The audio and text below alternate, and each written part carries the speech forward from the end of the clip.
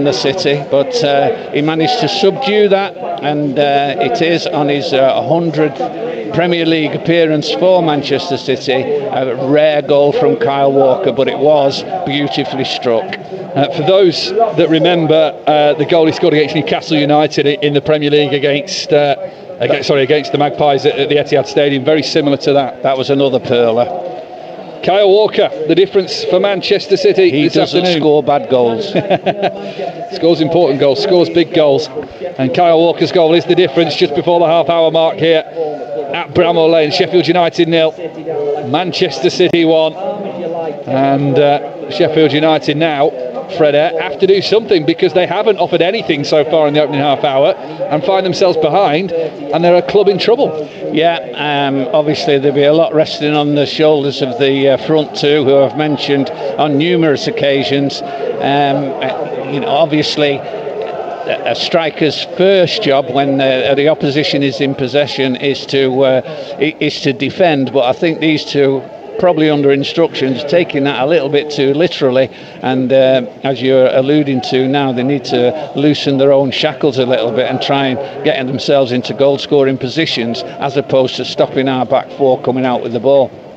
De Bruyne wins a throw in on that far side. Kyle Walker's first goal for very, very nearly a year. November the 2nd last year, he scored the winner late on for Manchester City against Southampton. That wasn't quite as spectacular, that was from closer range, but it was enough to give City 3 points that day. And that's a big goal for Manchester City in the Premier League, under a lot of pressure at the moment for their performances, perhaps not in Europe, but certainly domestically.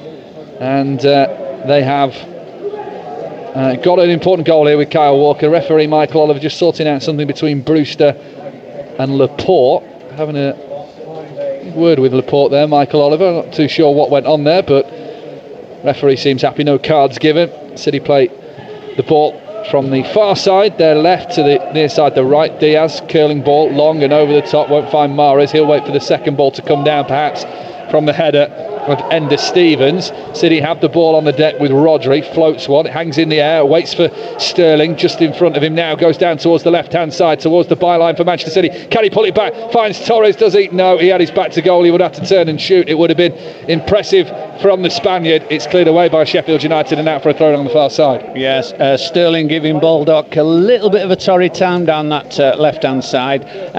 He's displayed one or two moments of trickery, but really it's sheer pace that's causing the problem for the Blades right back. City again on the front foot, advancing towards the penalty area. This is a mazy little run from João Cancelo. It's cut off in the end by the Blades captain of John Egan inside the box. He moves towards the corner flag and fires it up towards the halfway line. Laporte, Bernardo Silva, square, left-footed pass to the goal scorer.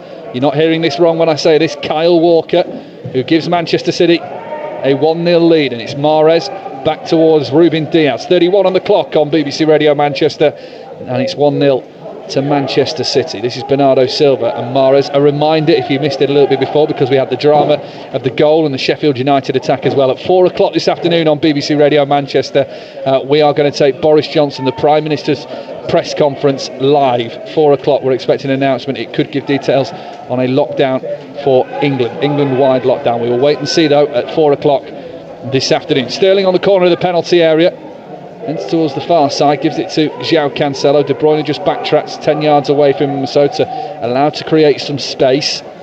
Back with Laporte on the halfway line. Sheffield United are just standing off Manchester City when they've got it anywhere near their own half, and offering little pressure, and they're trying to ensure that the defensive line keeps tight. And it has taken a wonder goal to break through that defence, but they're now chasing a game, showing little resistance. Yeah.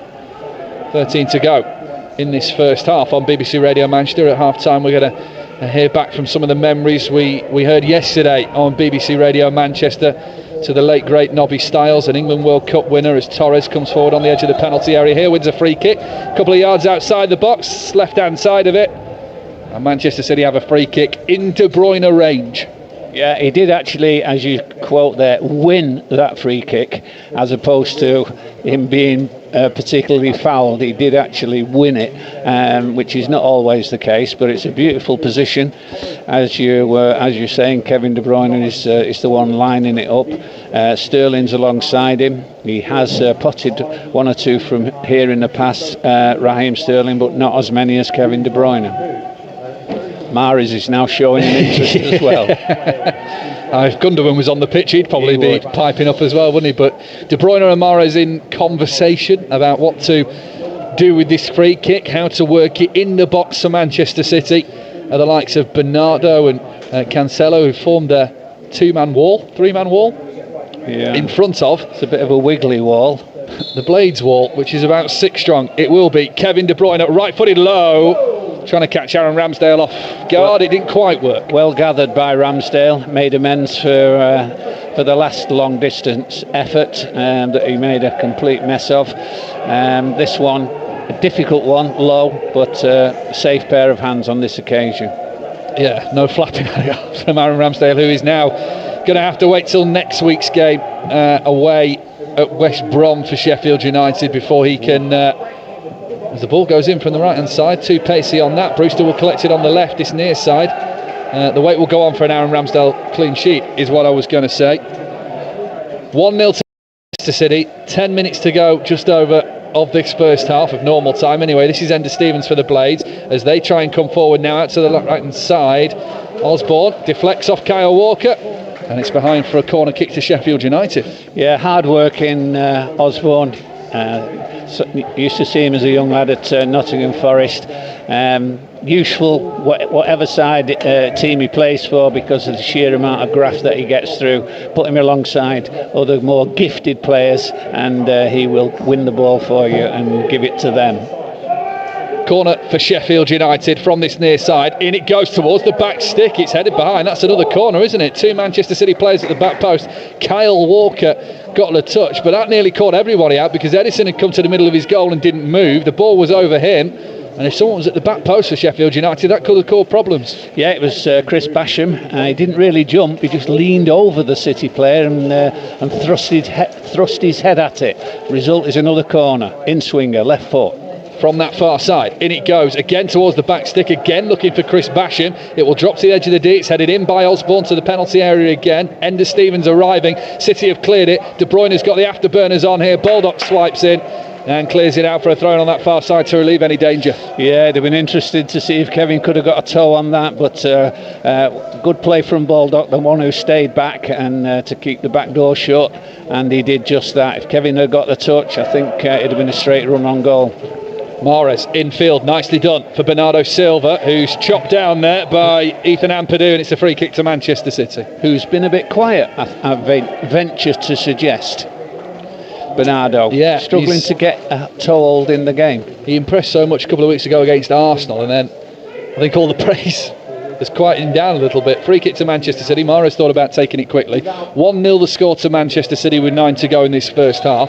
De Bruyne stands over it as Kyle Walker just moves away. Mahrez comes down this near right hand side. It's right of centre, moved away inside the Sheffield United half. A little bit of sunshine now emerges onto the pitch here. Every player in the top third except Edison. In it goes, flicked on by Ferran Torres, and the referee Michael Oliver has given a corner kick to Manchester City.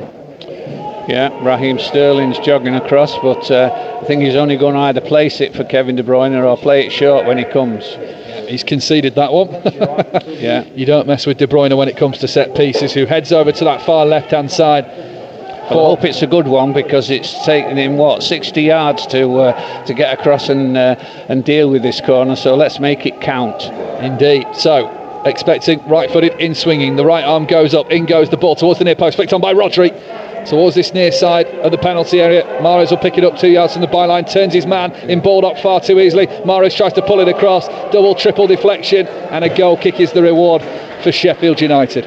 Yeah, I think Chris Wilder will be pleased what the award was, but won't be pleased how Baldock let Mahrez wriggle out of that situation along the line. He shouldn't be allowed to get out of there. It's twice Mahrez has done that. I can't remember who it was at first. I think it might have been the other the other wing back in Enda Stevens, but that's twice Mahrez has done that for Manchester City. Maybe third time lucky for him. Manchester City lead by a goal to 0. The sunshine on the far third of the pitch. What a beautiful day here at Bramhall Lane now. First time we can say that. The wind's picked up, I've noticed as well, at the back of the Tony Curry stand that we're sat in this afternoon. The Kop to our right hand side, missing its fans, as Enda Stevens plays it infield to the captain John Egan. Ampadu in the centre circle. Egan goes out to the right hand side for Basham. He goes all the way back to the edge of the D for Aaron Ramsdale, the Sheffield United goalkeeper, who sends it long up towards Ollie McBurney. He wins his header. It will drop to Rhian Brewster. Back to McBurney on the right hand side now as Sheffield United here start to lurk forward. The cross goes in. Brewster gets the slightest flick on, not enough, and the ball will run out for a throw on this near side. The cross was decent. I think it was just slightly too much on it for Rhian Brewster, who couldn't connect cleanly, and it's got out for a throw on the far side. That was a flash of what Brewster is all about. He's still only a young lad, but he timed his run into the box perfectly, ghosted in between City's two big central defenders, and it was he, not them, who got his head on it. Not enough power on it, so the execution wasn't quite right, but getting there, getting in position, that showed his natural ability for that side of his game. BBC Radio Manchester bringing you full match commentary this afternoon, this lunchtime of Sheffield United 0, Manchester City 1. Walker's clearance, handball given. I mean, a bit harsh, it was going to come back to Ruben Diaz anyway, but free kick given to Manchester City. Your second big match commentary comes from the Peninsula Stadium this afternoon. Salford City against Oldham Athletic, and reports of the games involving Wigan, Rochdale and Bolton too. I think Bolton are away at Leyton Orient this afternoon, aren't they? Big trip down south for them, improving Ian Everett's side. Can they get another 3 points this afternoon? We'll bring you reports of that game. You'll find out on BBC Radio Manchester. You'll be the first to know about any of our local games this afternoon, and don't forget at 4 o'clock we bring you Boris Johnson's press conference live on BBC Radio Manchester. Out to that far side for Sheffield United, early delivery in, midway inside the Manchester City half. City clear it, and City will come forward with Sterling. Nice little ball into Mahrez, takes a touch, knocks it into the path of Kevin De Bruyne. A fall forward here for Manchester City. One of them is Raheem Sterling. The slide challenge comes in from Baldock. It pushes the ball out to the far side for João Cancelo. Step overs from him, he takes it to the byline, right footed, chip cross in, comes to Torres on the volley, didn't catch that cleanly. It was going well wide of the goal in the end anyway, but he found himself in space. Sheffield United have a free kick midway inside their own half now. City very, very nearly got a chance to double their lead. Yeah, alone in the box again, Torres. His movement's good. He knows where the goal is. He knows his way around the penalty area. Again, it didn't finish up in the back of the net, but these little glimpses of natural ability are very pleasing to see. Ferran Torres. 2 goals in 2 Champions League games, including on Tuesday night against Olympique Marseille. It's Olympiacos on midweek for Manchester City next Tuesday. Full match commentary on the way on BBC Radio Manchester. That game tomorrow. Your big match commentary comes from Wembley, the Women's FA Cup final, Manchester City against Everton. Heading down under the arch tomorrow afternoon. Looking forward to that one. Do join us from 2 o'clock if you can. This is Sterling who wins the ball, and because Sheffield United have advanced forward, City can now open up the gaps, and it's De Bruyne through here onto the edge of the D. He lays it to the right hand side. It's intercepted well by Ben Osborne, who'd come back to defend. It won't find Mahrez. Sheffield United clear it, and the ball back with Osborne on the left hand side, and he floats it, but it's comfortable enough for Cancelo to knock down into the path of Sterling. The game opening up in the last 2 or 3 minutes. Sterling's pushed over, he wins the free kick. 3 to half time, City lead 1-0. Yeah, I think City will be quite happy with the scoreline. Could have been more. Half chances have fallen to Ferran Torres. Raheem Sterling's been a constant thorn in the Blades side down that left-hand side of the field. He's not even tried his luck across the line. He's stayed out there because he's getting so much joy. But it's still only 1-0. And Mahrez has played a terrible pass in field, and it's just found Rhian Brewster. Sheffield United with Sander Berg try and come forward. There is space on the right hand side. The overlapping wing back of George Baldock into the penalty area. He goes towards the byline, stands it up. It's a terrible ball really towards the rear of the penalty area, and Riyad Mahrez is back to now make up for his mistake. And back doing some defending for Manchester City, although he's pegged into the corner. Kyle Walker tries to send it down the line, takes the deflection, ball bounces along the white paint of the touchline. Torres does well and wins a throw in midway inside the Manchester City half. Unbelievable. If you find yourself in the right fullback position and the ball's played back to you, and you've got the dead ball line behind you, just play like a right fullback for 2 seconds and just clip it down the line. Don't turn inside where all the danger is and lose the ball in a position like that. Riyad Mahrez, elementary mistake, but he's not, obviously it's foreign territory for him down there. Manchester City have the ball at the feet of Aymeric Laporte, under 2 minutes to go to the break. We're going to get a news update at half time as well with Liz Saul, so we'll bring you up to speed with all the breaking news that's happened this lunchtime. There's been plenty of it, so Liz will bring us up to date, so stay tuned on BBC Radio Manchester if you've missed anything.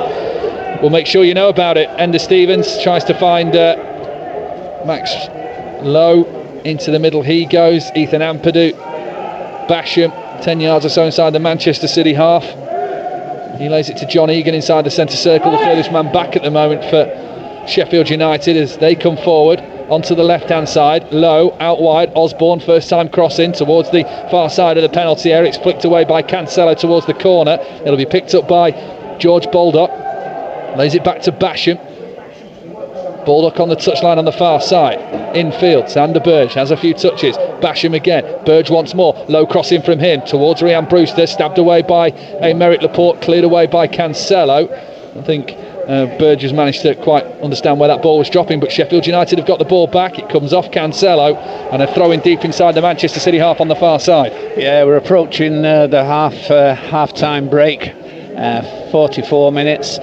Dangerous position for a throw in here, but there's no movement. Sheffield United basics, but they have managed to keep possession of the ball, but they've had to play their way back to their own halfway line before they can start building up again down the opposite side.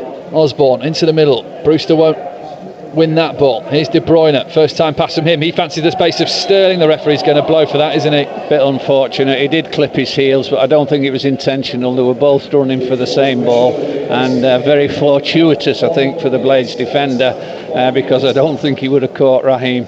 Yeah, Chris Basham down. 1 minute of added time here at Bramall Lane. It's been a successful half for Manchester City. It's not been the greatest half of football you'll ever see, but Kyle Walker's goal, the difference. I mean, it is a deserved 1-0 lead. Manchester City have had plenty of chances. Sheffield United, apart from the last 2 or 3 minutes, have offered very little for the Blades. And work to do for Chris Wilder at half-time. This Blades free kick to be taken by Aaron Ramsdale, who now shields his eyes from the sun. I don't think I'd have fancied saying that as the game kicked off in the driving rain. Walker misjudges his header. Ball played towards the left-hand side here, the near side. Osborne, was he tripped there? Looks towards the referee, went down very softly. The referee agrees. Manchester City clear the ball long. Sheffield United knocking out a play. Throw-in won't be taken because that is the half-time whistle here at Bramall Lane. Successful for Manchester City. They lead by a goal to nil thanks to Kyle Walker's long-range 30-yard driven shot from pretty central position, maybe slightly to the right, but it found its way into the bottom left-hand corner. It was on target, and it's enough to give City the lead at the break. At the break, Sheffield United 0, Manchester City 1. Yeah, well, Sheffield United made their intentions perfectly clear, no matter the fact that they're playing at home here at Bramall Lane, and that was to maybe keep the score down for as little as possible, and maybe catch City on the break. But to do that, you need 2 pacey strikers, or at least one with a blistering pace. But here we've got Brewster and McBurney. Brewster, a youngster who lives off goals. McBurney, a hard-working, old-fashioned centre forward, but they've had to conserve most of their energy to try and cut down the efficiency of the Manchester City back four when they're in possession, and so as a consequence try and cut out the balls up to City's frontmen. They've done it reasonably successfully, but sooner or later they had to crack. They did, and it was Sheffield boy Kyle Walker returning to his first love, to his first club, who crisply strode onto a square ball and arrowed one into Ramsdale's bottom right-hand corner. Beautiful strike, daisy cutter, and that makes the score Sheffield United 0, Manchester City 1. I've just noticed, Ghostbusters-esque, there is a man spraying the dugouts here with, I imagine, antiviral cleaning spray, as per coronavirus laws in the Premier League, trying to be as safe as possible. Sheffield United could do with a bit of a refresh themselves. Manchester City just need to find the back of the net, Fred. They've had plenty of chances with the likes of Ferran Torres, particularly down the middle, but it's just finding a couple more ways past Aaron Ramsdale. Yeah, there's been 3 fallen to Torres. On each occasion, he hasn't been able to convert them, but full marks for finding himself in plenty of space. That's an art in itself, but the finishing touch has just eluded him. But if he keeps getting in those positions, regardless of the fact that he's not a natural central striker, then he is doing a pretty good job for the club, especially a young player who's only been at Manchester City for a short period of time. Fred Eyre was momentarily put off there by one of Phil Tro's Manchester people from his drive time show on BBC Radio Manchester. Clive Tilsley was waving a scarf in front of Fred's face there, which as he wraps up warm, as a little bit of a chill comes around Bramall Lane. At the break, Sheffield United 0, Manchester City 1. We are going to perhaps get some of your texts and your tweets very shortly. We'll also look back on some of your memories of Nobby Stiles as well, following the sad passing of him yesterday at the age of 78. The former England and Manchester United player, one of only 3 men to win the European Cup, 3 Englishmen to win the European Cup and the World Cup as well. Before we do any of that though, let's get a news update with Liz Saul. Boris Johnson is to host a press conference with his chief medical and scientific advisers this afternoon. As speculation grows, he'll impose a national lockdown in England next week. The Prime Minister is expected to be joined by Professor Chris Whitty and Sir Patrick Vallance in Downing Street at 4 o'clock, following a meeting of his cabinet earlier.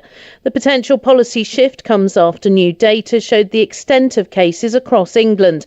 The Office for National Statistics estimate more than 500,000 people in households were infected with coronavirus in the week ending October the 23rd.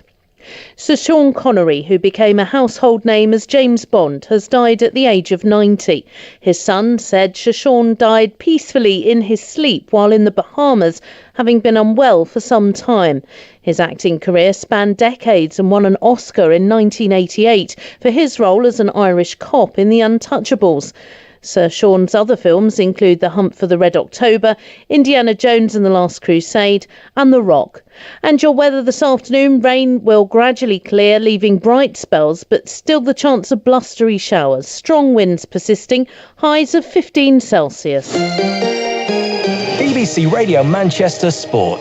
We are live at Bramall Lane for the first half of your sport this afternoon on BBC Radio Manchester. 2:20, the full-time whistle goes here at Bramall Lane. We turn our attentions to the Peninsula Stadium as Salford City take on Oldham Athletic. We will bring you the team news at around 2 o'clock this afternoon. As soon as we get it, we will give it to you. Reports to the games from 3 that involve Wigan, Rochdale and Bolton as well.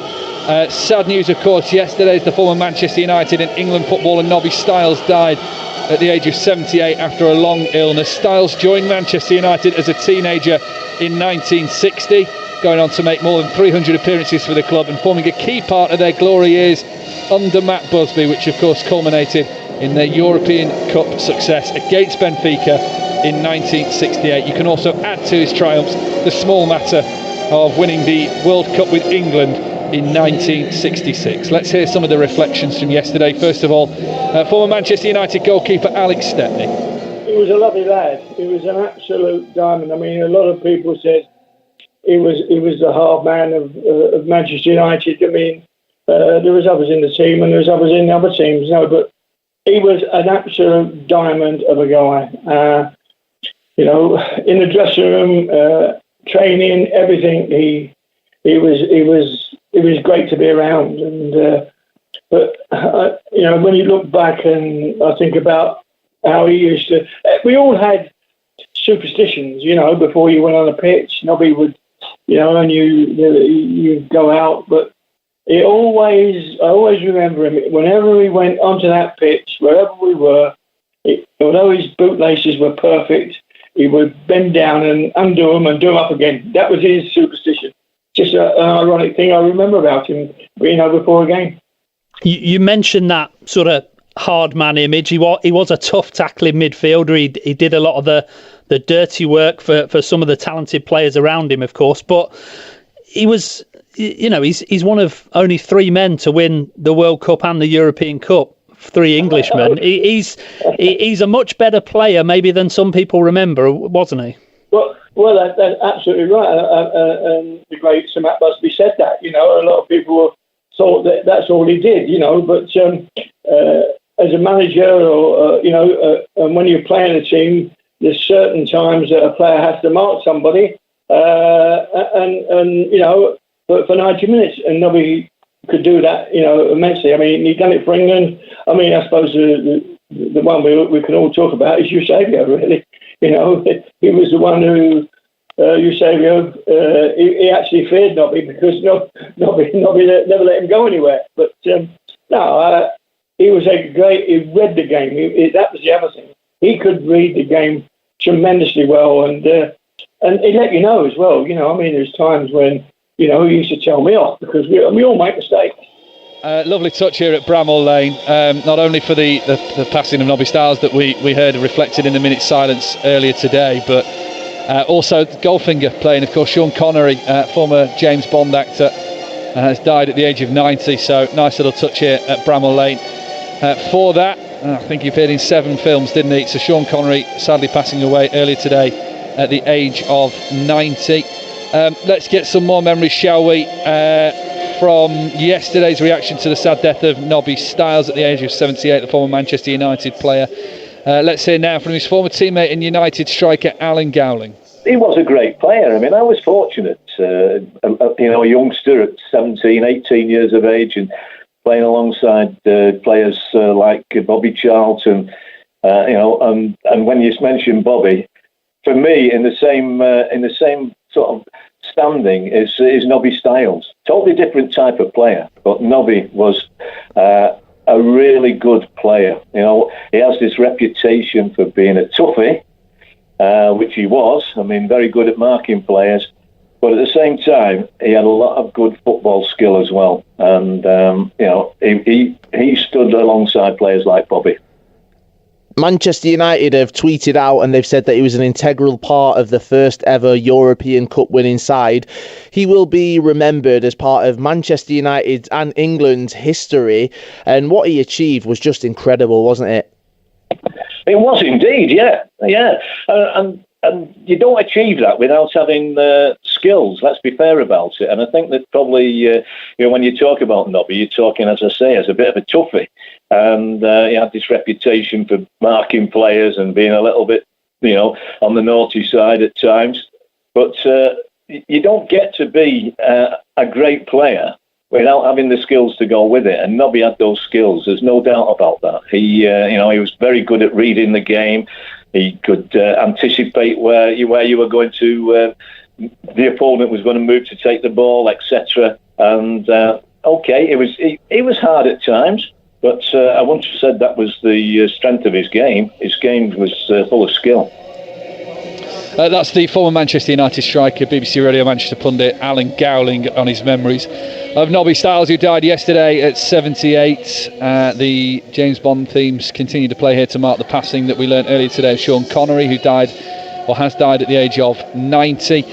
Your big match commentary from 3 o'clock this afternoon comes from the Peninsula Stadium. After the conclusion of this game, we're going live there. Liam Bradford in the chair until 6 o'clock, where you can have your say in the big match verdict as well. Between 5 and 6, between 3 and 5, your big match commentary, Salford against Oldham. It would see Harry Kewell, the former Leeds and Liverpool forward, go up against the former Manchester United midfielder Paul Scholes. So a chance perhaps to renew the rivalry. No, I just think there's 2 great players that wanted to play the football the right way, and I think that's what you'll see. They will try to have the same message with their players, and they'll go out there and they'll play football the right way. He was obviously, don't get me wrong, he was a fantastic player, one of the best to have played the game. But at the end of the day, he wore that red shirt, I wore a white shirt for a period of time, and then I wore a different kind of red shirt. So there's always that connection, and now we're in the opposite dugout. So it will be nice. I've been looking forward to of coming up and competing against old foes. I love competing against every manager, but having a bit of history with certain players, it makes it more exciting. So I'm really looking forward to it. And like I said, I'm looking forward to the challenge because he plays the game the right way and he plays his team the right way. And I like I said, I think, Salford are a team that are looking to progress, and I think it will be a tough test for us.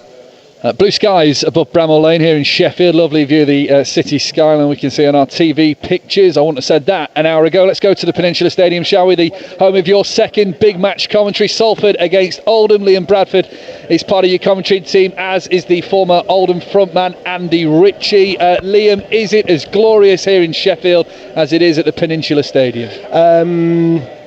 No. It's sort of a bit damp, a bit murky. On the drive in, the standing water on some of the back streets of Prestwich was sort of up over the door sills of the car. It has been absolutely horrendous here this morning. I had a phone call from the press officer to suggest that maybe I might need to bring some kind of waterproofing to cover the kit up because the rain was coming through the back of the stand here at the Peninsula Stadium. So the sun is trying its hardest to come out, Mike, and that's about as positive as I can get about the weather. Well, fingers crossed come 3 o'clock you're bathing in sunshine. Andy Ritchie is alongside you this afternoon, as I said, the former Oldham frontman. Andy, derby days are special anyway, but when you add a little bit of pressure to both sides, which both Salford and Oldham do have at the moment, just adds to it, doesn't it? An extra edge if you need it. Yeah, do you need it on a derby day? I don't think you do. And obviously the weather's going to play a part. It's very windy as well, although it seems a little bit as though it might be just in a dip here, and the wind isn't going to play as much part as I thought it was on the way here to the stadium. But there's added little bits of spice, isn't there, with my mate Scholes in charge at the moment, and he had a brief encounter with Oldham not so long ago, didn't he? He did 33 days, I think it was. 7 games, 33 days. I think he only won one of those. Is that the third longest? That 33 days. Do you find it odd, just talking about Paul Scholes, their Salford situation, because with all the planning that goes into it, their business plan, their future plan of where they want to be, that they make this decision to sack Graham Alexander when the club's unbeaten, bringing Paul Scholes on a temporary basis, but this, I think on Monday, it's going to be 3 weeks since they sacked Graham Alexander, and there's still no replacement. And did you find that bizarre? No, I don't really. I find it sort of half refreshing that they've just not gone and jumped for somebody. I think they want to make the right decision. We don't know what the decision behind Graham Alexander was really, but that's gone. Now you've got to make the right decision. You can't just say, right, well, he's the right one for us because he's done X or he's done Y. I think you need to do your due diligence and get it right. And I think that's why it's taken a little bit of time. I don't think they'll want it to be a lot longer, but it's just the way it is. And I think that sometimes you run in headlong into things and maybe don't get the right person. And maybe you should take that little bit of time and step back and say, right, what is it we're really wanting? Very quickly, the players coming back out here at Bramall Lane, but on your former club, in terms of Oldham Athletic, they've got their own problems and frustrations off the field as well as on the pitch. How important are 3 points for them today to really kickstart? Because they've had a couple of good results in the last few games. It's that ability to push on and drive consistency. Yeah, but that's what both teams and all teams are looking for, is consistency. And yes, I think when you look at the form table, you'd say that Oldham are slightly ahead in the recent form. Obviously, a great win away the other night at at Southend. Scunthorpe not playing Salford, obviously, in the midweek, called off. So they'll be looking forward to a game. Will that little bit of extra freshness play a part for Salford? We'll see. But they both could do with the 3 points. You would argue maybe Oldham more than Salford, but I'm sure Salford won't want that to happen. Andy, thank you very much. Andy Ritchie, the Pleasure. former Oldham striker, and Liam Bradford, part of your commentary team this afternoon on BBC Radio Manchester from 3. Salford against Oldham. Dom Dietrich and the former Salford player Steve Eyre, also part of the team this afternoon. We're with them from 20 past 2. We'll get the team news at around 2 o'clock. We're back underway just here at Bramall Lane. Mike Miney and the former City player Fred Eyre watching Sheffield United 0, Manchester City 1 at the break. The Blues in this second half are going from right to left in those sky blue shirts. Sheffield United, red and white, vertical stripes on their shirts. They're going from left to right. I'll run you through the two teams when I get a chance. I'll also try and feed in some of the tweets that you've sent in at half time as well, not to forget them, at BBCRM Sport on Twitter this afternoon if you want to give us a follow and post your comments. You can also text 81333. Start your message with the word Manc. Sheffield United have a free kick 15 yards or so right of centre inside the Manchester City half. Thought about taking it quickly with Sander Berg, and Raheem Sterling has stopped that pass going through to George Baldock in the opening minute of this second half. The players start to congregate on the edge of the D. There's a bank of 7 Manchester City players and only about 3 Sheffield United players, so they're going to be outnumbered. They have started to send a few more of their men forward, trying to work here on the conga line that goes along the 18-yard box. It is Sander Berg's delivery then, right-footed, deep, high. Edison will happily let that drop over him and out for a goal kick on the far side. Chance to run you through the two teams then in this second half. No substitutions by either side at the break. Edison in goal for Manchester City. Kyle Walker, the goal scorer on his 100th Premier League appearance for Manchester City, is alongside Diaz, Laporte and Cancelo at the back. Bernardo, Rodri and De Bruyne in the midfield. Mahrez, Torres and Sterling the front three for Manchester City this afternoon, in 3 changes, by the way, from that win over Marseille on Tuesday night. As for Sheffield United, they go for Ramsdale in goal. Baldock, Basham, Egan, Stevens and Lowe are their back 5 with the 2 wing backs. Berg, Ampadu and Osborne the midfield 3, with McBurney and Brewster up front. This is Manchester City attacking forward away to our left-hand side in this second half. Mahrez on the touchline on that far side, goes level with the penalty area. Was he tripped there? No, I think he slipped on the greasy surface. A lot of rainfall in the first half. Kyle Walker tries to win the ball back. He gives away the free kick. So Sheffield United have the set piece inside their own half. Yeah, a little bit of a scruffy start to this second period.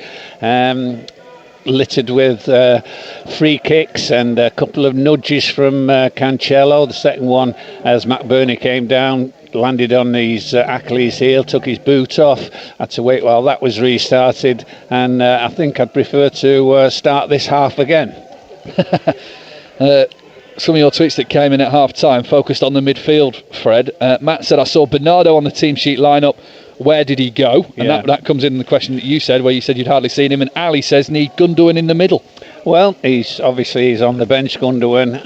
I said that about Bernardo just before half-time with great reluctance, because I'm a big fan of his.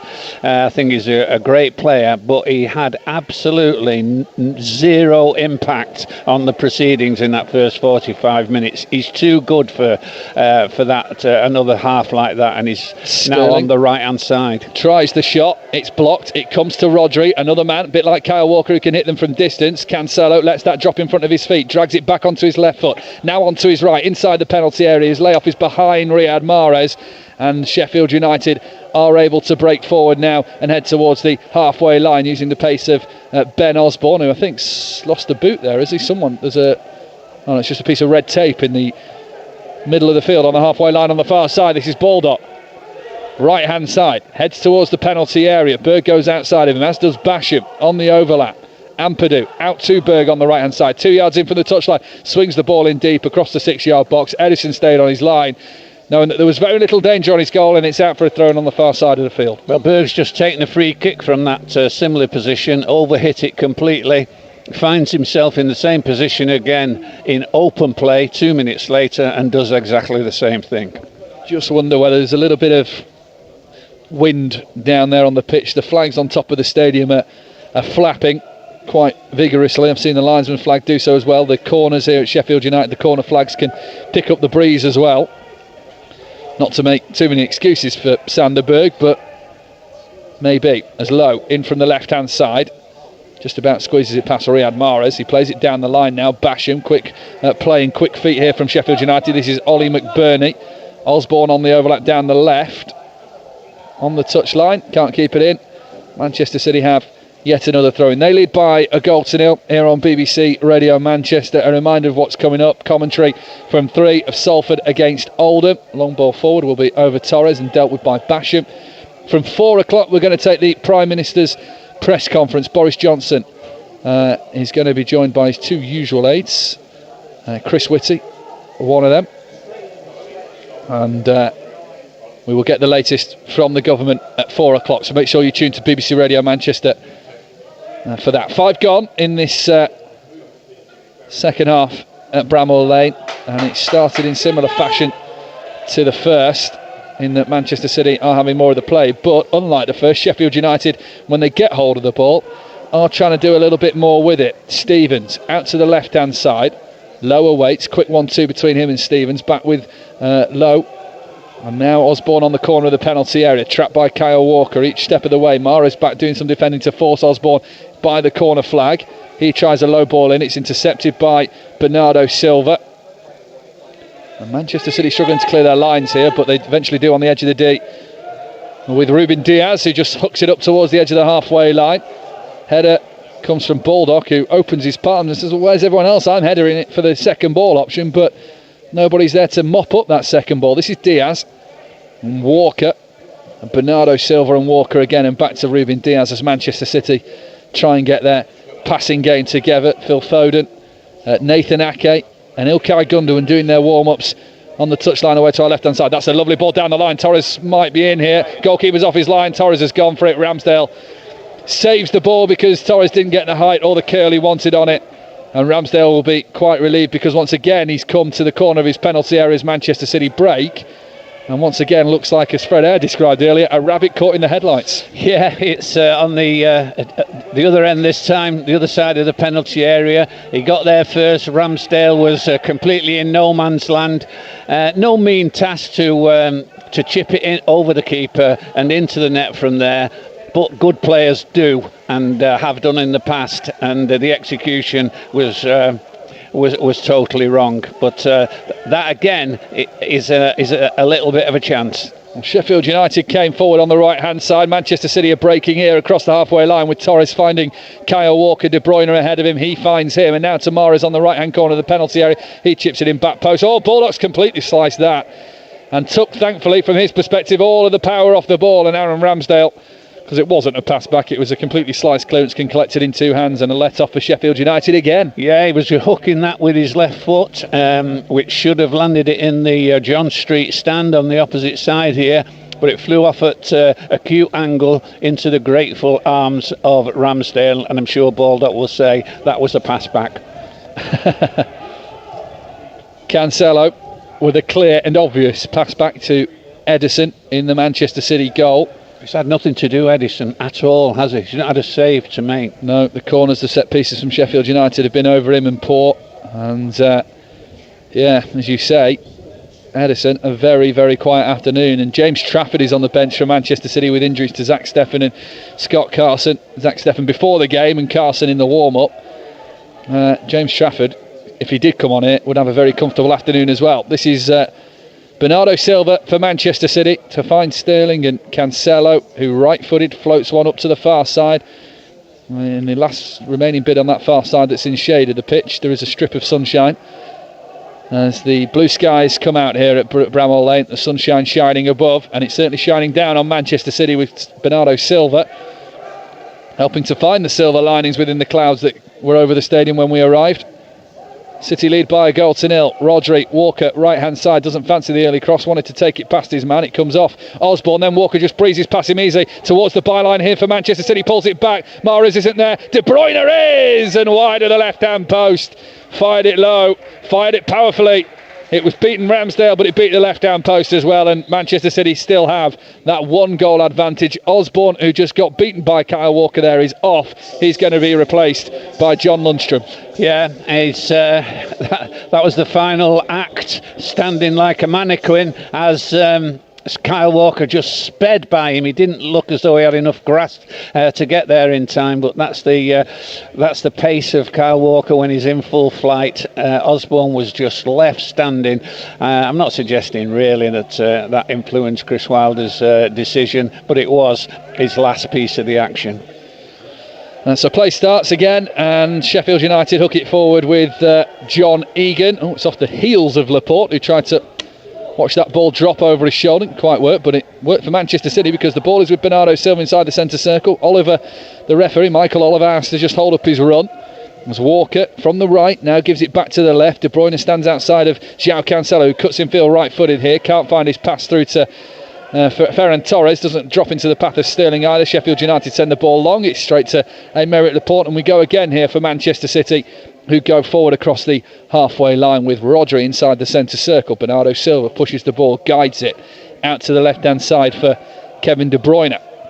Back in field for Cancelo. Ball back with the Belgian of De Bruyne now, who waits for Bernardo Silva to make his run, but he's quickly closed off by two men in red and white shirts of Sheffield United, and the possession stays with Manchester City as Bernardo didn't fancy taking his man on.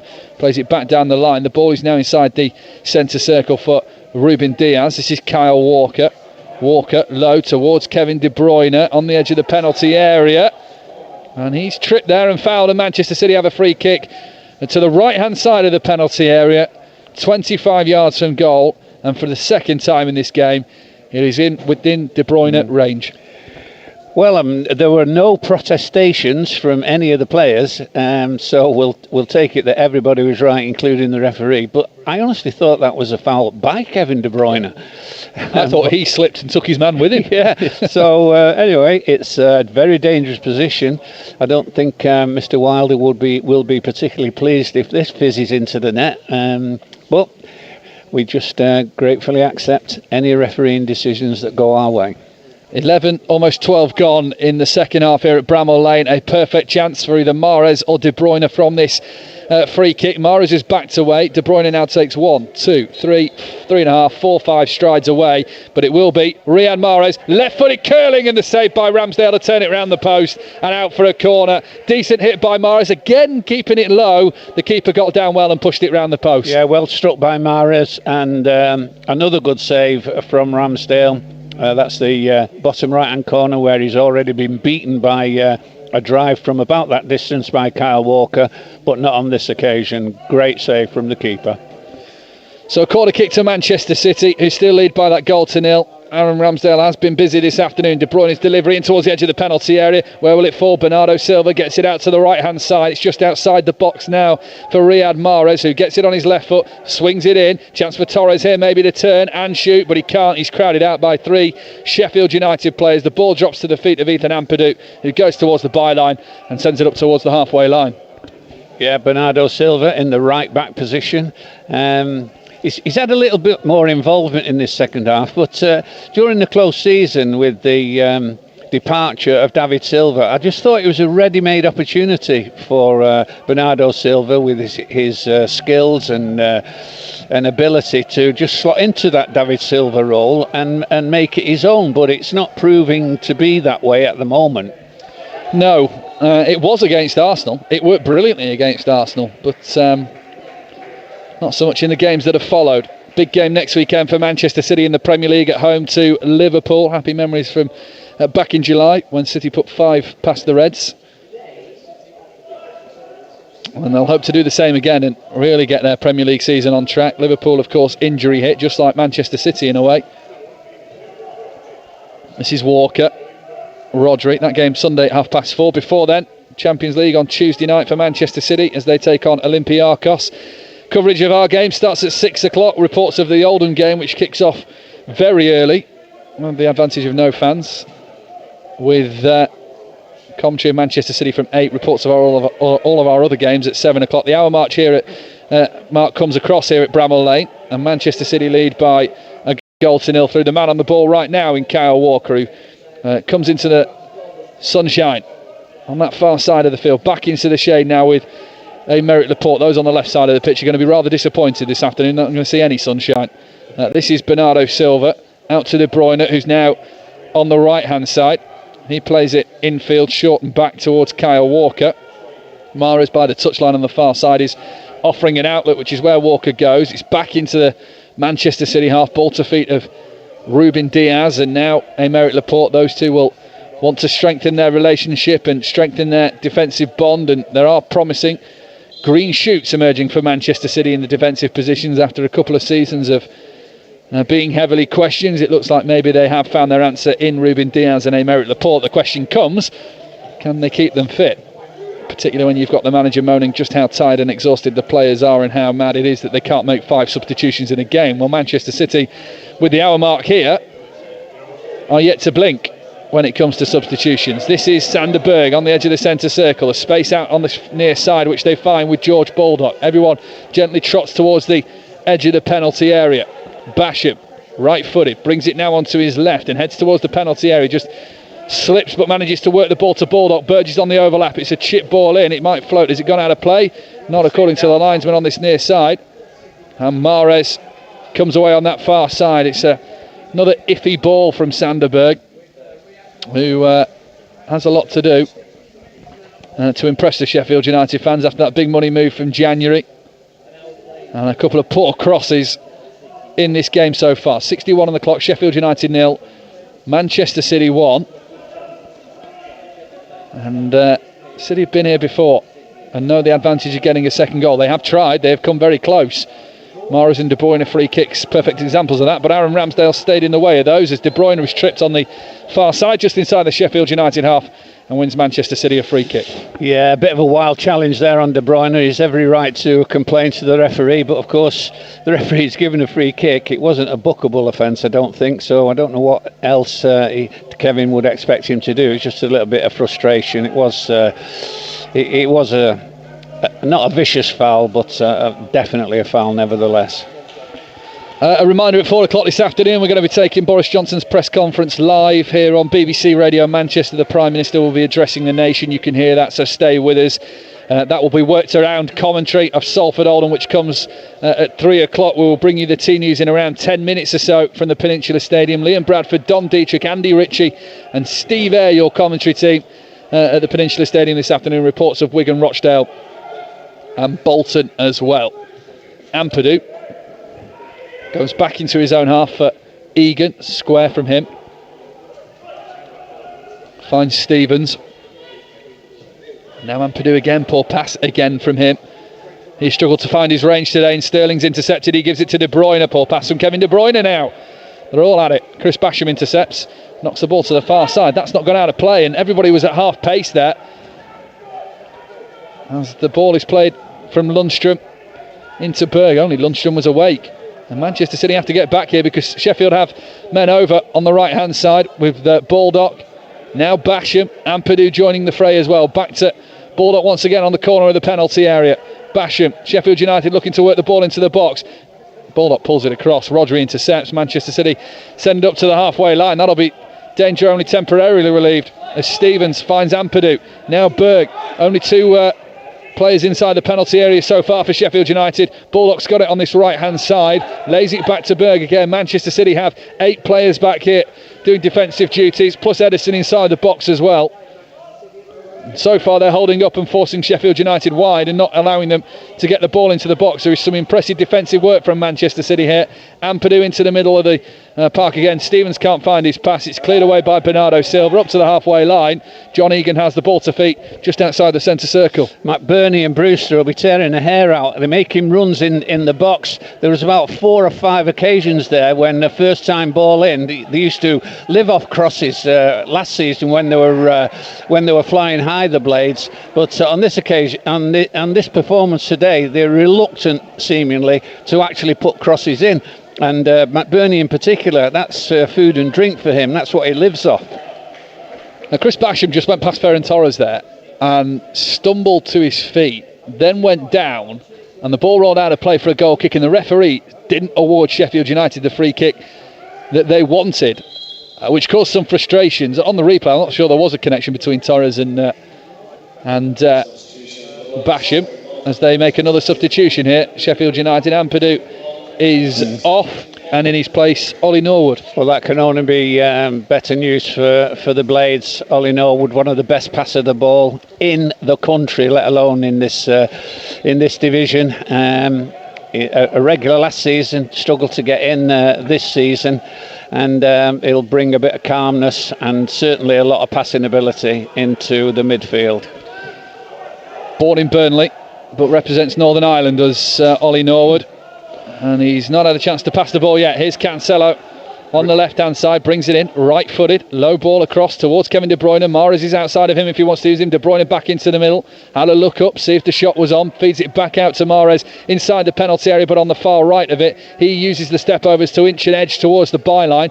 Back to Kevin De Bruyne again, and now Kyle Walker, 25 yards, 30 yards from the Sheffield United goal, but not on this occasion within shooting range. 20 gone in the second half here at Bramall Lane, and it's Sheffield United 0, Manchester City 1, thanks to Kyle Walker's goal. Ball back with Edison inside his D. Little bit of pressure from Ryan Brewster, who's yet to find the net for Sheffield United since his £23.5 million summer move from Liverpool. Spent last season on loan at Swansea. Here's Baldock on the ball for the Blades, down the right-hand side, the near side in this second half for the South Yorkshire side. Basham again complaining with the linesman that he's not got a free kick, this time against Aymeric Laporte. Sheffield United have a throw in level with the penalty area on this near right-hand side. Spirited period this for Sheffield United. Not really troubling Manchester City, but certainly getting more possession than they did in the first half of the game. It'll improve, I'm sure, with Norwood on. Basham's delivering into the box. Ruben Diaz side foots it away towards this near side. Not out of the penalty area yet. The clearance is poor in the end. Here comes Baldock on the right-hand side. He's running out of pitch to find the cross in as he goes towards the byline, lays it back. Cross comes in from Norwood. It's low. It hits Sanderberg. He goes towards the byline, pulls it right across the face of goal. And Edison got away with that there. I think it ricocheted off Ruben Diaz into the hands of Edison. It did. And it remains 1-0 to Manchester City. Yeah, low driven cross. Norwood's made a bit of a difference already. Feel a bit sorry for Ampadu. He does play centre midfield for his country, Wales, at times, but he's an actual back four player, in my opinion. And it says much for maybe Chris Wilder's problems at the start of the season, that he's preferring to play a central defender in the middle of the midfield as a shield, instead of a wonderful passer like Ollie Norwood, who's a true midfield player. On loan from Chelsea, of course, Ethan Ampadu. Ball forward by Sheffield United from deep inside their own half. Kyle Walker heads it back into their half from the halfway line. Mahrez rises, wins his header. De Bruyne too, just casually stood there with his back to the player and won the header, and now he goes towards the right hand side. Will hold it up by the byline to allow more Manchester City players into the box. One of them's Riyad Mahrez. He goes for the step overs, needs to find an outlet, needs to get the shot away. He can't do either, and Sheffield United clear the ball from the penalty area. Well, he was confronted there by 6 Sheffield United defenders, and he'd have needed, as Bradley Walsh might say out of the chase, you'd need another 6 step overs before you actually got a sight of goal there. But he tried it. Give Mahrez his due. He actually tried to take them all on via the step over. Here come Manchester City again. Sheffield United not giving up the chase just yet, and they trail by a goal to nil. Manchester City looking to go 2 clear, and you would imagine that would kill the game off, but this is Rodri. Chips it out to this left-hand side. Raheem Sterling quiet in the second half from him so far. On the corner of the penalty area, lays it in field, finds Bernardo Silva, 20 yards from goal. Cancelo, Sterling again, ball in field, back to João Cancelo. The ball just bobbled up in front of him, and he just couldn't quite work it through on the left-hand side of the penalty area. Sanderberg. That back 5 for Sheffield United is absolutely rigid. The way it shuttles backwards and forwards, it's like one of those table football machines where the rods of supporting all the players. It's rigid. Yeah, they're well drilled. Give him that. Sanderberg on the left-hand side, on the right-hand side for Sheffield United. He just goes past João Cancelo, megged him on his way through. Ball laid back, shot comes in and over the bar from John Lundstrom. What an opportunity for Sheffield United. Finally, Sanderberg does get a cross in accurately and correct. He pulled it back, and John Lundstrom fires over the bar from 12 yards out. Edison was beaten, For Manchester City, they got away with that. 1-0 still. Rodri is going absolutely crackers at Cancelo, with good reason, I hasten to add. He just allowed himself to be beaten there in such a position where everything was in his favour, and no wonder he's not acknowledged it. Cancelo is just walking around with his head down, shaking his head. A let-off for Manchester City. I suppose you've got to call it a good play from Sheffield United, but really on that occasion, poor play from the City left back. Yeah, and again, where Manchester City have been so in control, they very nearly had a horror show on Halloween there against Sheffield United and found themselves pegged back level. There'd be no more Halloween jokes. Yeah, I apologise. That is the last. It's down to Liam Bradford and Dom Dietrich after me. Oh, Ryan Brewster's through here on goal, and Edison's off his line. Brewster goes for it. Good save by Edison. Stood up tall, waited for Brewster to try and lob in, and just pushed it away from the penalty area. Central, whether Brewster was onside, he just suddenly found himself through here on a one-on-one with Edison. Manchester City's goalkeeper keeps the clean sheet intact for now. Obviously, I expected more. Sure, Chris Wilder did. That is the moment that Brewster lives for. Can't blame him for not keeping his head. He really kept calm because he had the audacity, young lad like that, one-on-one with the keeper, to try and dink a keeper of the presence of Edison. He accomplished it quite well, but forgot that Edison might just stretch his arm vertical in the air and put a big hand on it, and that is exactly what he did. He was just too imposing for even an accomplished young striker like Brewster. This is Sterling on the left-hand side of the penalty area. Manchester City keep getting warnings now from Sheffield United and need to find that second goal. This is Bernardo Silva. Sterling on the left again. Cancelo's outside of him and uses him.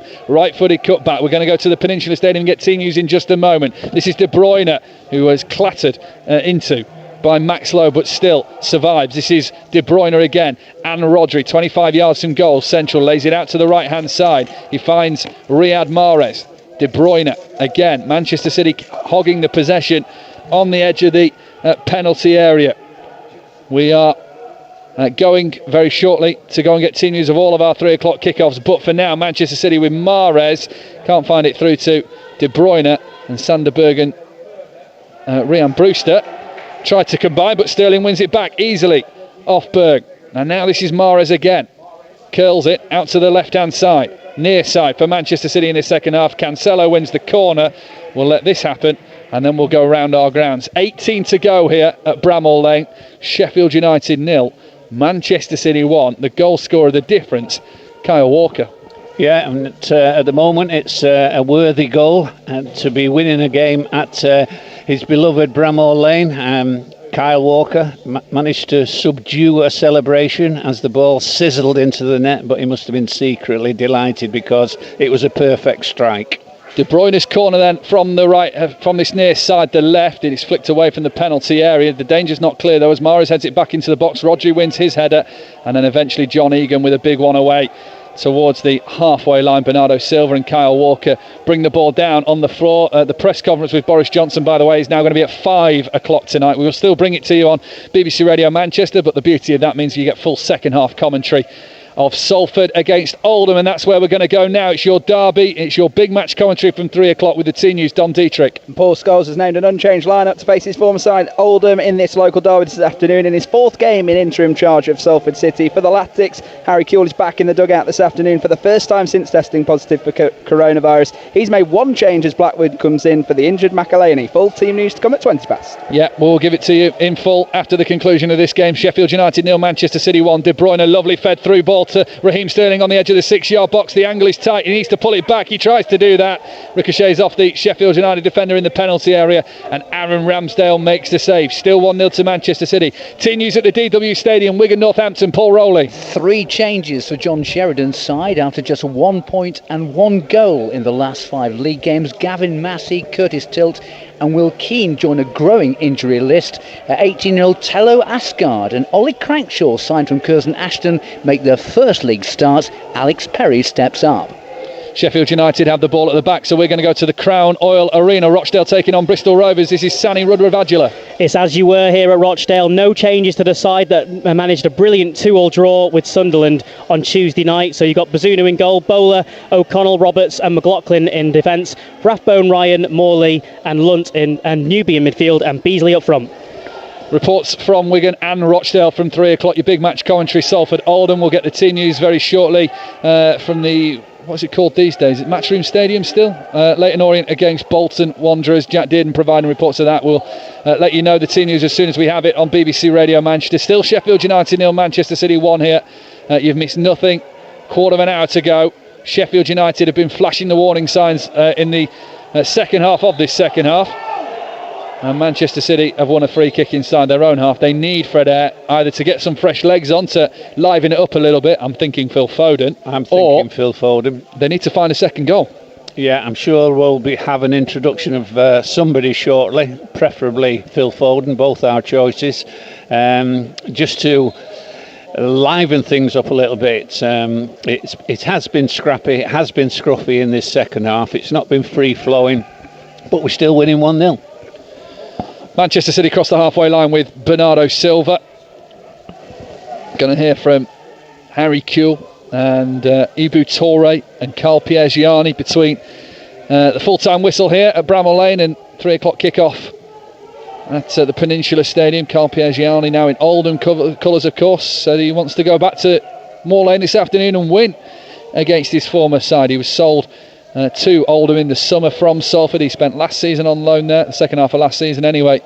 The centre-back stoking up the rivalry a little bit. Kyle Walker on his return to his former club, Sheffield United. He's got the goal that's the difference here. 14 to go. Sheffield United 0, Manchester City 1. Sheffield United have a throw in deep inside their own half. This is Lundstrom. Lundstrom plays it towards Egan. And now onto his right-hand side for Chris Bash in the near side. The clouds cover Bramall Lane again as the sunshine goes away. Egan back to goalkeeper Aaron Ramsdale, who has shown some concerns at times for his goalkeeping ability, but has also made some important saves, Fred, this afternoon. Yeah, I think we're going to see the introduction of Phil Foden. So that should be good news for most City fans. I'll be very interested to hear from the Manchester City fans who don't feel that as good news. Bernardo Silva on the centre spot. Back heel from him. Finds Rodri out to the right-hand side. Kyle Walker can venture forward here and lays it into the path of, tries to lay it into the path of Ferran Torres on the edge of the penalty area. That's cleared away by Sheffield United. Comes back to Kyle Walker once again. This is Walker. De Bruyne to Bernardo Silva on the right. The far side for Manchester City in this second half. They're going from right to left. Ball out of play for a throw on the far side. Intercepted by Sheffield United. 1-0. Important win this for Manchester City in the Premier League. Will get them over the double point mark. As we mentioned, the last time they failed to get over double points after 6 games was under Mark Hughes in 2008 when they had 9. They finished 10th that season. City have scored 9 Premier League goals this season, and it's practically half what they had at this stage. In fact, it's less than half, because their 6th match last season was an 8-0 win over Watford. And they had 24 goals after 6 fixtures last season, 9 after 6 this season.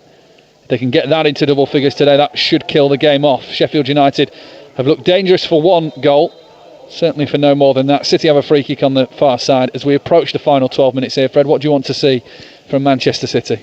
An injection of everything. It needs up in a little bit in actual pace and application, although they could possibly return that compliment from me by saying with 15 minutes to go or 12 minutes to go and we're winning 1-0, we've got confidence in our own ability to see this game out by our normal passing game.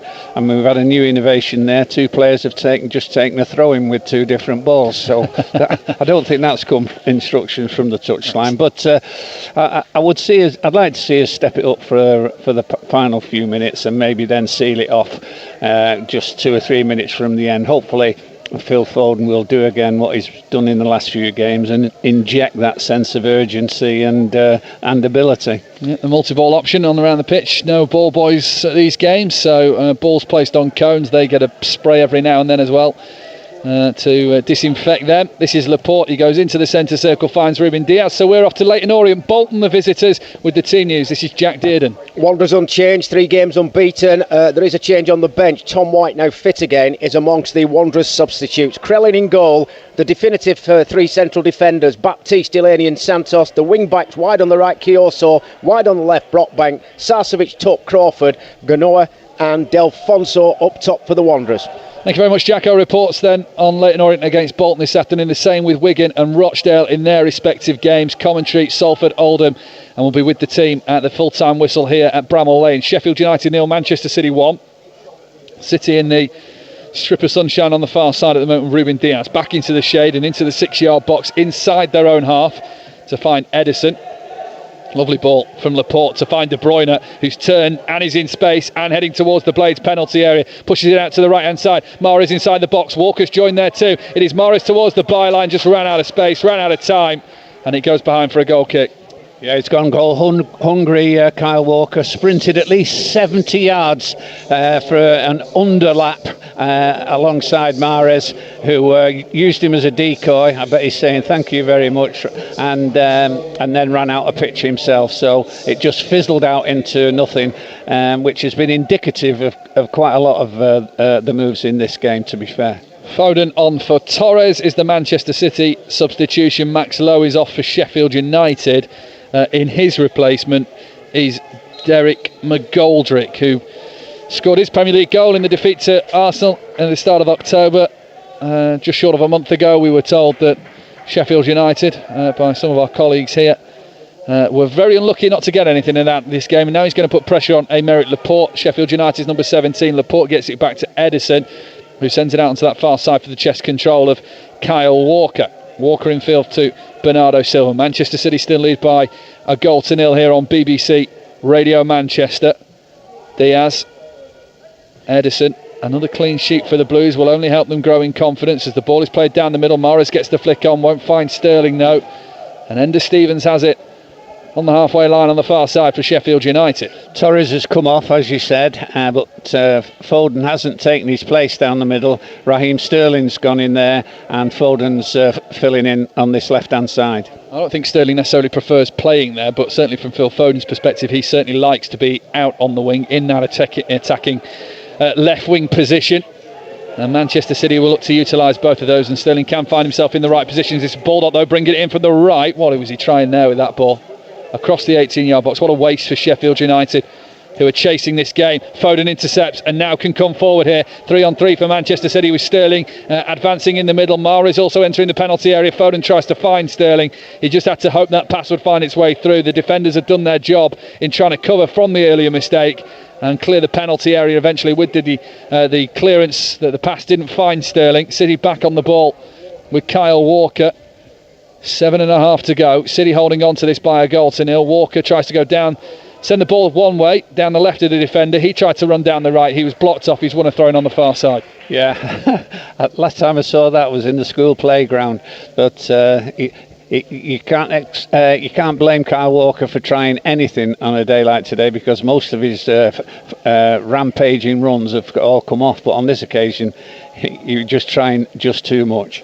Ilkay Gundogan going to come on here for Manchester City. He scored on Tuesday night in Marseille and was taken off subsequently after doing so. There was a running theme on Tuesday night that if you scored, you were off for Manchester City. Lovely back heel by Mahrez. This is Bernardo Silva, right hand side of the penalty area, in on his left foot, straight at Aaron Ramsdale. If he'd pushed it more towards the corner, that might have been 2 for Manchester City. The Sheffield United goalkeeper, though, keeps it at 1. Yeah, Sterling, Foden and Kevin De Bruyne just waiting for him to prod that square with his left foot. Don't blame him for having a go at goal. It would have done his confidence a power of good if it had have gone into the net, but there were 3 players well placed, and neither of them and none of them were found with the pass. So here comes the board for Manchester City, which will see Ilkay Gundogan replace Riyad Mahrez. Yeah, so that's the referee sent him off on the other. Not sent him off. He's told him to leave the field on the far side, the nearest point, which is the new rule. So it's quite right. Ilkay Gundogan trots straight on. I can't see it being a straight swap He's going to slot into midfield as an extra body in there, Gundogan. Manchester City have the ball with Ruben Diaz. Plays it square. Laporte on the halfway line now to Cancelo. Back to Aymeric Laporte. A little bit of running done by Ryan Brewster just to keep the pressure on. The same comes from Ollie McBurney, as he's written down on our team sheet in front of us. Oh, that's a great long ball forward. Sterling, can he get in there? Aaron Ramsdale's gone for the header away from the penalty area, and it's worked for Sheffield United. Long ball over the top. Sterling through on goal.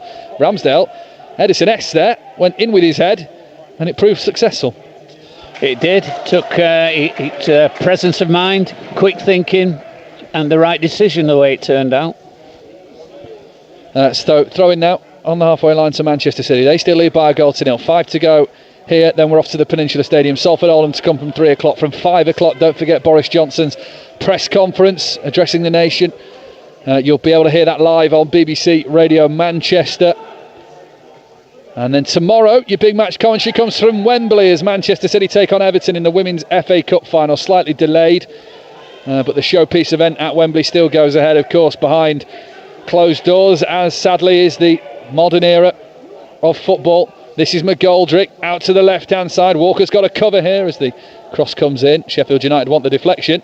Oliver thought about it, Michael Oliver, the referee, and it ended up in his head with the conclusion that that's a goal kick. Yeah, Norwood linking play again beautifully, switching it from right to left, creating the chance. Not a golden chance, but it was a much swifter flowing move from the Blades. He does, I don't see them every week these days, but he does add something to this Sheffield United team. Maybe he's in the centre of midfield these days. He needs a little bit more bite around him, but when he's on the ball, they look a better side. Long ball from Edison. Foden might wait for a couple of bounces here, but Ramsdale comes to the edge of his penalty area, bowls it overarm towards this near side. That was poor from him, poor judgment. Very Edison-esque against McTominay in the derby, but it doesn't quite have the same impact here for Manchester City. They can't find that second goal as a result. Manchester United did, of course. In City's last game, played in front of a crowd, that, and will remain so for now. Laporte has it for this free kick for Manchester City. They still lead by a goal to nil. Over the top, 3 to go in this game.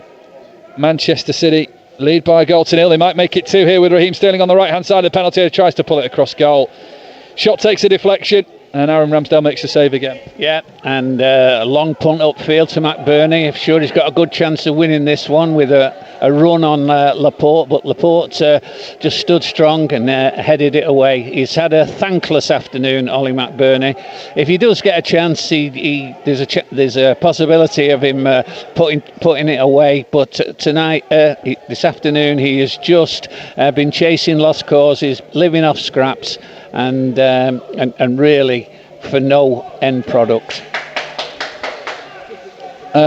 Ball played down the line here on this near side. Manchester City have cleared it. Sheffield United can't keep it in play, and it is a throw into Manchester City deep by the corner flag on this near side for João Cancelo to take. Quick exchange with Kevin De Bruyne, and ball cleared long by Manchester City towards the halfway line.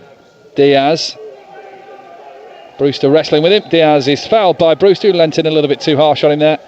And a free kick to Manchester City, who will happily now, Fred, run down the clock. Yeah, I think they've started to do that. 2 minutes plus added time, and really, I didn't think it's a good position to be in. 2 minutes to go, winning 1-0, but I thought it might have been a little bit more comfortable than this, the scoreline. So, free kick to Manchester City. Edison, as we say, is very happy to take his time. City lead by a goal to nil. That goal from Kyle Walker is the difference.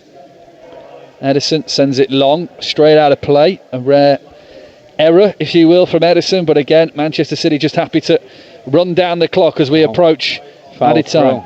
Not given. And a minute to go. This is Ramsdale. Sheffield United are going to have to go long. They are going to have to get desperate now if they want to take anything from this game and frustrate Manchester City further. The header is forward from Laporte. Sterling is offside. He knows that. Ball runs back through to Aaron Ramsdale. Yeah, we've still got Billy Sharp on the bench. I suppose it's a little bit too late to introduce him. Totally different striker to McBurney and McGoldrick, in so much as that he scores goals. Throwing to Sheffield United midway inside the Manchester City half on this near side. Norwood involved. Now Egan inside the centre circle. 30 seconds of normal time remain. Down the left-hand line into the sunshine it goes on that far side of the field. Sheffield United going towards the Kop in this second half. Left to right they play. Across the halfway line central. Egan out to the left again. McGoldrick on the ball. Infield is Ender Stevens. He uses him. Quick 1-2 back to McGoldrick. Possessions there for Sheffield United, but no penetrative attack on Edison's goal. As we await to see what the fourth official adds on here at Bramall Lane. There'll be 3 minutes for Manchester City. We said there aren't many goals in these fixtures, 9 in the previous 8. It looks like Manchester City, who got a 1-0 win here last season through Sergio Aguero, might be doing the same, albeit through Kyle Walker this season. Manchester City throw in no rush, at walking pace. De Bruyne drops the ball on the floor. That means Cancelo's just got to gently trot over and collect it to take the throw in and find an option. He'll play it safe, you imagine, or throw it to the corner to knock down the time. Throws it towards Phil Foden. Cancelo can't get the return pass back through to the young Stockport lad. And Sheffield United are able to clear it. Here's McGoldrick. Challenged and easily won the ball. João Cancelo. Rodri into the middle. Into space. Finds Bernardo Silva. 15 yards or so inside the Sheffield United half. Out to the right-hand side. Walker's the option. Now Ilkay Gundogan quickly returns the pass. Back to Kyle Walker. Gundogan again. Down the line. Bernardo Silva. Foden's making his way into the penalty area, but I think Bernardo Silva might be happy just to wait for a better option. One of them is from Raheem Sterling here, who's got his back to goal. Turned away from goal. Cancelo, what was he thinking with that pass back? He got away with that. The ball ricocheted into the path of Phil Foden, who heads towards the corner flag. This is more sensible from Manchester City to frustrate Sheffield United.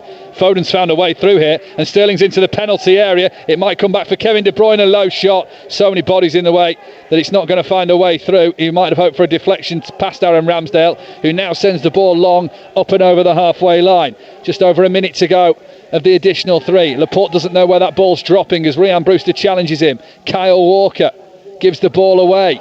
Ender Stevens out to the far side. Return round the corner from John Lundstrom. Level with the penalty area on that left-hand side for Sheffield United. Bernardo Silva back doing some defending for Manchester City. He sends it down the touchline low. Kyle Walker then tries to help clear it as well. Egan sends it back towards the Manchester City penalty area. McGoldrick into the middle. Basham. Oh, he slipped. He's made an error. And Manchester City can come forward now with De Bruyne. He releases Phil Foden, who might be through on goal here. He's still got to get past Chris Basham, who puts in the challenge fairly. Forces Phil Foden out to the left-hand side. This is De Bruyne. Will head towards the corner flag again and run down the clock for Manchester City. And wins a throw-in deep on this near side, City's left. And that clock is looking more and more handsome now for Manchester City. It certainly is, and as you'd imagine, none of the players are all strolling over as Kevin De Bruyne strolls up and takes this throw in deep in the top half of the pitch here at Bramall Lane. It's gone behind though, aimlessly for a dead ball kick, which is going to be hurriedly hoofed upfield by Ramsdale. They'll have no time. The whistle blows and Manchester City do come from Bramall Lane in another tight game, another low scoring game between the two, with a 1-0 win, and it took something special as well. A 30-yard strike from Kyle Walker is the difference, and Manchester City will come away from Bramall Lane with 3 points with just the 1-0 win. Job done. And it's looking better now for the Blues as they try and gain momentum in the Premier League. Full time at Bramall Lane, Sheffield United 0, Manchester City 1. Yeah, well, to win a game of football, you only need to score 1 goal if you keep a clean sheet. And that is exactly what's happened here at Bramall Lane. It's not been pretty at all this afternoon. Sometimes a little bit scruffy, often very one-sided, very laboured up front. If you're looking at the Sheffield United strike force, loss. But the game has been won by a super goal by local Sheffield boy Kyle Walker, returning here to play his 100th Premier League game in a Manchester City shirt, and so it's quite fitting that the honour for winning the game for his club goes to him. It was he just strode on from his fullback position about 22 yards out and rifled first time. The body shape was perfect, the strike, the swing, everything was right, and it sizzled past the pack penalty area, past goalkeeper Ramsdale, and nestled in the bottom right-hand corner. In terms of real quality effort on goal, that was probably the only glimpse of anything like that in the entire afternoon, but it was enough to win the game for City. Fred Eyre, thank you very much. The former Manchester City player Fred Eyre alongside myself, Mike Minay, this afternoon at Bramall Lane. Some of your tweets very quickly. Brian says, it really is incredible to watch Kevin De Bruyne put his stamp on Man City's attack each and every game. Grant says Manchester City play with no urgency. It's dreadful. Nat, similar, painful, but we'll take the points. Yaz says since Manchester City won their first Premier League title, this has to be the most vulnerable Manchester City side I've seen. Anyone can spin them at this point. Pam says Mahrez is so frustrating at times, but it doesn't matter. Manchester City have done the job in hand. The winning goal comes from the Sheffield-born former Sheffield United player Kyle Walker. That's it done here in the Premier League. City win by a goal to nil. Attention's turned to Derby Day. Salford against Oldham to take you through till 6 o'clock. Here's Liam Bradford. Mike Minay, thank you very much indeed. Manchester City then back to winning ways in the Premier League. One big match commentary down, and it's a local derby for number 2. Cleared.